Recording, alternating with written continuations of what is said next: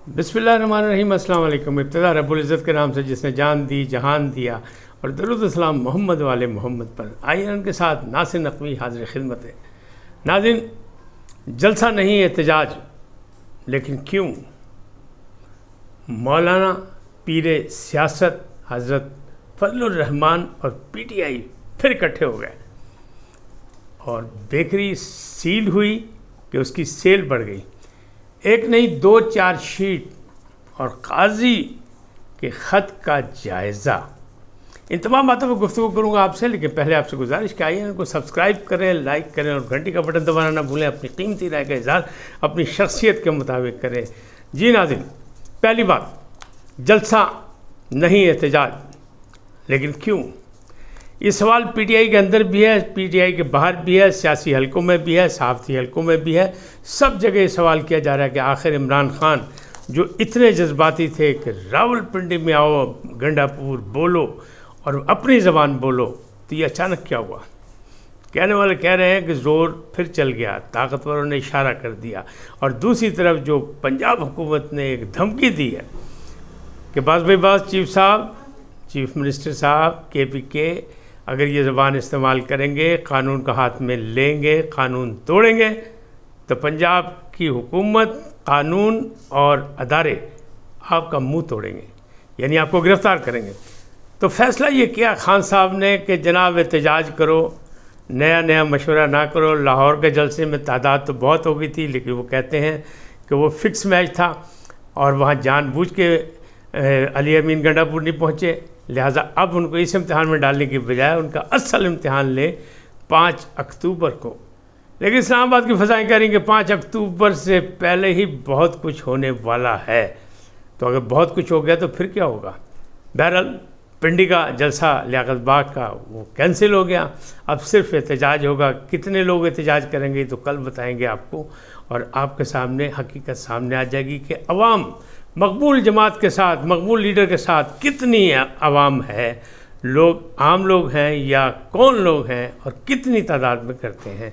ताहम अंदाज़े यही किए जा रहे हैं कि ये भी एहतजाज भी फुसफुसा होगा और इमरान खान साहब जो हैं इस एहतजाज से भी मायूस ही होंगे, रिज़ल्ट अच्छे नहीं निकलेंगे।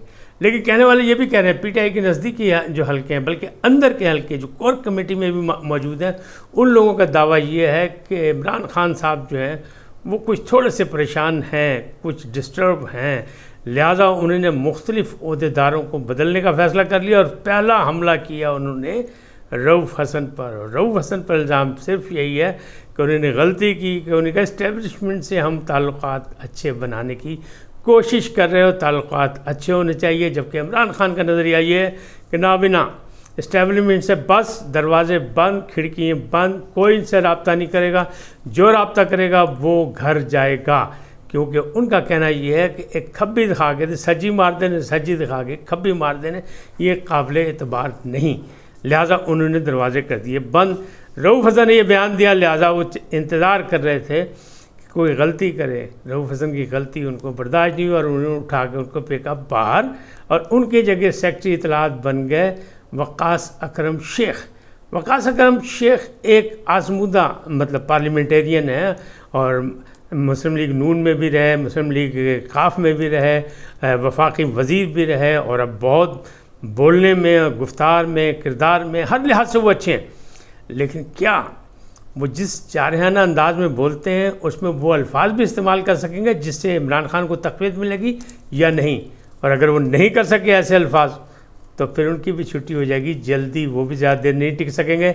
जिस तरह अभी तक सलमान अकरम राजा सेक्रेटरी बनने के बावजूद भी कहीं नज़र नहीं आ रहे, क्योंकि उनकी गुफ्तार और किरदार भी मुख्तलिफ है। उसी तरह यानी ठंडे ठंडे मठे मठे आने जैसा गौहर अली ख़ान हैं, यानी चेयरमैन साहब। लिहाजा इन लोगों की भी जो है ना ओहदे, वो भी ख़तरे में है। उनको चाहिए आउटस्पोकन, और ख़ाली आउटस्पोकन ही चाहिए, फार्मूला इमरान खान पे बोलता हुआ बंदा चाहिए। वो मिलता है नहीं मिलता। पार्टी में कितने लोग हैं? आप ये सोचें कि लाहौर के जलसे में नाली मोहम्मद खान है जो बहुत बुलंद अंदाज में बात करते थे और दलील के साथ बात करते, वो नहीं आए। असद कैसर जो PTI को दाएं बाएं सियासी हलकों में मिलाने के लिए और मजबूत करने के लिए बहुत भाग दौड़ कर रहे थे, वो भी वहाँ नज़र नहीं आए। तो फिर शेर अफजल मरवत کہاں ہیں ابھی تک کسی کو نہیں پتہ. کچھ لوگ کہہ رہے ہیں ان کی طبیعت ناساز ہے، لیکن کتنی ہے، کس قدر طبیعت ناساز ہے، کیوں وہ غائب ہے پردہ اسکرین سے، یہ سب چیزیں جو ہے سامنے ایک کھلبلی مچی ہوئی ہے. اگر اندازہ یہ کیا جا رہا ہے کہ اگر پنڈی میں گنڈا پور گرفتار ہو جاتے تو پھر پاجی لاہور والے جلسے دی بن جاتی بینڈ. یعنی علی امین گنڈا پور کے بعد دوسری پارٹی ہے نہیں، اور پھر کے پی کے میں جو ایک فساد جاری ہے پارٹی کے اندر، وہ سر چڑھ کے بولتا اور وہاں اور ٹکڑوں میں ٹکڑے ہو جاتے ہیں، یعنی پارٹی تقسیم در تقسیم ہو جاتی. تو اس کا خطرہ دیکھتے ہوئے عمران خان صاحب نے یہ جلسہ کیا منتوی. اب بات کرتے ہیں پیر سیاست مولانا فضل الرحمان پی ٹی آئی کے ساتھ پھر اکٹھے ہو گئے. انہوں نے ان کو ایک فارمولہ دیا ہے کہ آئیں مل کے بیٹھتے ہیں اور کوئی مشترکہ ترمیمی بل جو ہے وہ پیش کرتے ہیں اسمبلی میں. یقینی بات ہے اپوزیشن جماعتوں کا حق ہے اور ان کو بیٹھنا بھی چاہیے، مشاورت بھی کرنی چاہیے. لیکن پاجی اندروں تو خبریں ہیں نے کہ اصل معاملات پہ ہو گئی، یعنی مٹھ ہو گئے نے مولانا صاحب اور حکومت، اور بلاول نے راضی کر لیا. محسن نقوی کے دورے کام آ گئے ہیں، اور اس میں مولانا صاحب نے بہت سی چیزیں جو اہم چیزیں تھیں، آئینی ترمیم، آئینی عدالت، اس پہ راضی ہو گئے ہیں. ججز کی عمر، اس پہ بھی راضی ہو گئے ہیں. اور پھر ملٹری ٹرائل جو سب سے بڑی بات تھی، اس پہ بھی وہ راضی ہیں کہ کچھ دنوں کے لیے یہ اجازت مل جانی چاہیے جب حالات کے مطابق، ورنہ ہمیشہ کے لیے یہ ملٹری ٹرائل نہیں ہونے چاہیے. تو اب وہ تلوار پھر لٹکی ہوئی کہ جس دن بھی 190 ملین کا فیصلہ ہوا، جیسے آج اس کو آخری موقع دیا جج نے. اب وہ جج صاحب کتنی دیر وہاں کھڑے ہوتے ہیں، اپنے موقف پہ فیصلہ کچھ کرتے ہیں. ان کا آئین جو ہے، ان کا حق جو ہے، آئینی حق جو ہے، اس کو ختم کرتے ہیں، سلب کرتے ہیں کہ جناب وہ بار بار نہیں آ رہے. 21ویں 22ویں پیشی ہے. تو پھر آج 190 ملین کا اگر فیصلہ آ گیا تو جناب پھر ملٹری کورٹس کا مسئلہ جو ہے جلدی حل ہو جائے گا، اور اکتوبر کے پہلے ہفتے میں ہی یہ کام ہو جائے گا. تو یہ بھی خطرہ موجود ہے. لہٰذا انہوں نے کہا پنڈی میں پڑا ڈال کے کوئی نیا کام نہ کرو، پنڈی کا جلسہ کرو منتوی، پھر سے انقلاب، پھر سے. اچھا، بیکری سیل ہو گئی، وہ قاضی فائز عیسیٰ علی. حرکت تو بری تھی، لیکن کس نے کی؟ وہ کہتے ہیں اسلام آباد کا ایک رہائشی ہے وقاص نامی شخص، نوجوان، اس نے کیا، لیکن وہ اب تک روپوش ہے. پولیس نے اس سے انکوائری بھی کی ہے، اور وہ معاملہ یہاں تک ثابت ہو گیا کہ وہ پی ٹی آئی کا کارکن نہیں ہے. اسے جان کی شرارت کی، ایک نے بنائی ویڈیو اور ایک نے مطلب بولا، جو بھی تھا، لیکن دونوں جو ہیں وہ دائیں بائیں ہو گئے ہیں. لیکن پولیس کی حراست میں بھی نہیں ہے، خود روپوش ہیں. لیکن اب جو شور مچا، جب یہ ویڈیو سامنے آئی تو کہا جناب بیکری سیل ہو گئی. تو بیکری سیل نہیں ہے، ان کا اپنا موقف ہے. پی ٹی آئی کے حمایتیوں کا خود اپنا موقف ہے. ایک پارٹی کہتی ہے یہ بیکری سیل ہو گئی، بہت ان کے خلاف کارروائی ہو گئی، قاضی عیسیٰ نے ظلم ڈھا دیے، ستم کر دیے. لیکن قاضی عیسیٰ نے کوئی کسی قسم کا رد عمل نہیں کیا جو ریکارڈ پہ ہے. اور معاملہ کیا ہوا؟ معاملہ یہ ہوا کہ اس کا جو مالک ہے وہ بھی کہہ رہا ہے کہ ہمارا اس سے کوئی تعلق نہیں ہے. وہ بچہ جو ہے نوکری پہ دوبارہ نہیں، اپنے آپ غائب ہو گیا ہے. اور اس وقت تو سیل بڑھ گئی، بلکہ پی ٹی آئی والے وہاں جا کے اپنے جھنڈے لے کے وہاں پہ جا کے جناب ویڈیوز بنا رہے ہیں. اور وہ کہتے ہیں نا باقاعدہ، یعنی کیمرے استعمال ہو رہے ہیں، سب کچھ ہو رہا ہے. لیکن وہ بھی نہیں ہے کہ وہاں کوئی ہزاروں آدمی، لیکن سیل بڑھ گئی ہے اس کی. اور وہ کہہ رہا ہے یہ تو اللہ میاں نے مجھے چھپر پاڑ کے دیا ہے، میرا کوئی اس میں تعلق نہیں. اس بچے نے غلطی کی یا صحیح کیا یہ وہ جانے، اس کا جواب دے وہ ہے، میں نہیں ہوں. لیکن اس وقت تو سیل بڑھ گئی ہے. اچھا، ایک نہیں 2 چارج شیٹ. یہ کون سی ہے؟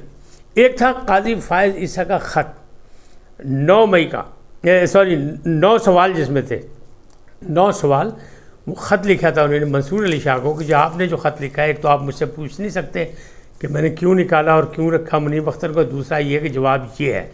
تو وہ جو جواب ہیں جس میں وہ کہتے ہیں کہ منیب اختر صاحب 11 بجے کے بعد تو عدالت میں بیٹھتے ہی نہیں تھے، مرضی کے کیس سنتے تھے اور مختصر فیصلہ دے کے غائب ہو جاتے تھے، اور پھر اس کیس کو دوبارہ سنا بھی نہیں جاتا تھا. تو یعنی وہ اپنے آئین و قانون کے مطابق اپنی خدمات صحیح طریقے سے انجام نہیں دے رہے تھے.